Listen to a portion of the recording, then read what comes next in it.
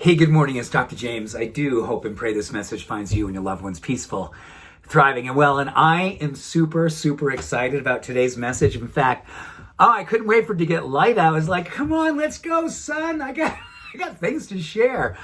Oh, you are going to love this as much as I love this. And I think you're going to also find this like, thank goodness. This gives me a sense of relief. This is all about discovering life purpose. Now, I don't know about you, but I have been on the spiritual path for well over 30 years, closing in on 40 years. Oh my goodness.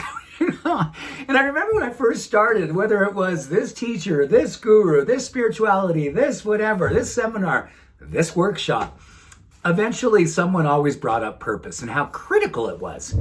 But you know, a lot of people kind of left it there like, discover your purpose. And then, oh my goodness, the spiritual heavens open and... And oh my gosh, I don't know about you, but that was daunting. It's still daunting until maybe right now. And this is not to diminish if you found your purpose. And I remember when I thought it was all about, I was just going to end suffering, whatever kind of suffering, animals, people, disenfranchised, all different things, a very noble purpose. But also hard to understand whether or not how good I was doing with that at times or most of the time. So this is really cool. This is all about understanding the power of purpose and kind of chunking it down to the daily, moment-by-moment opportunities where purpose happens. And why is purpose so critical? Well, over at Harvard, they look at purpose relationship to longevity. UPenn, they look at relationship to saving your mind and helping with your emotional resilience.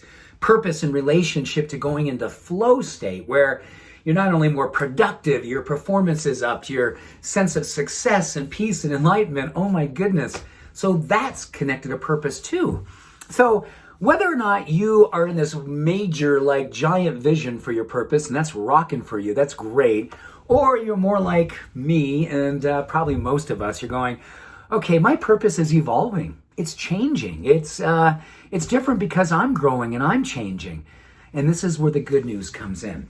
When you look at purpose in its relationship to the day-by-day opportunities, science tells us that one of the greatest things we can do to give the sense of purpose that Harvard says gives longevity and UPenn says helps with our emotional, mental well-being and all the different studies on flow, it simply comes down to saying, okay, here's what I'm doing right now.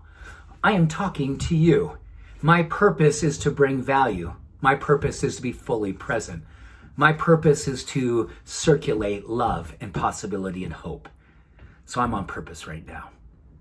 When you leave this video, you can go out in the world and go, okay, I'm going to talk to my lover, my kids, my dog, my stranger, my friend, my stranger.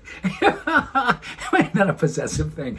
But you know what I mean? What's beautiful? When you're doing the dishes, you are fully in the purpose of giving them all the attention they need to become super, super clean. You drive them with purpose. Because the difference between going out there and saving the world or doing something because you want to be a beneficial presence on the planet for the person who's right in front of you because you're a good listener, you're a lover, you're kind, you're compassionate, you're present, the same purpose is happening. Your brain only knows engagement. Your brain only knows and flourishes when your goal is simple. I am going to be a beneficial presence for what is happening right before my very eyes. That is my purpose.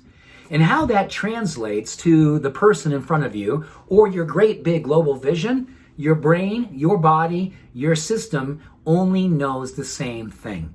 It doesn't distinguish between the two. Purpose is purpose is purpose. And one of the most beautiful things about being fully engaged with everything that you do, it buoys up a sense of vision and possibility so your purpose continually evolves. You continually feel more possible. Your brain and your mind become more peaceful.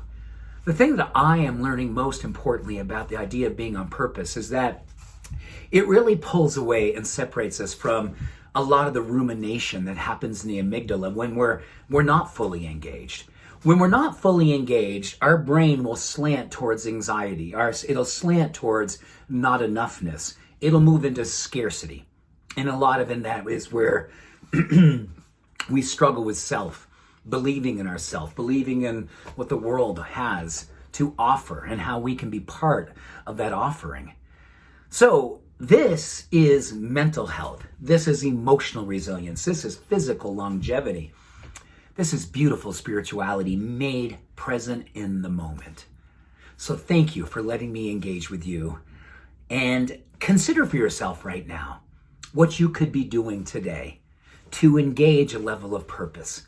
And maybe it feels wonderfully lofty, or maybe it feels like it's beautifully, beautifully right in the moment. And the only thing you are doing is loving in the moment with whoever, yourself or others, that you are present for. Purpose works. Purpose is purpose. Thank you for being on purpose. Much love and all blessings. Have an awesome day. Bye for now.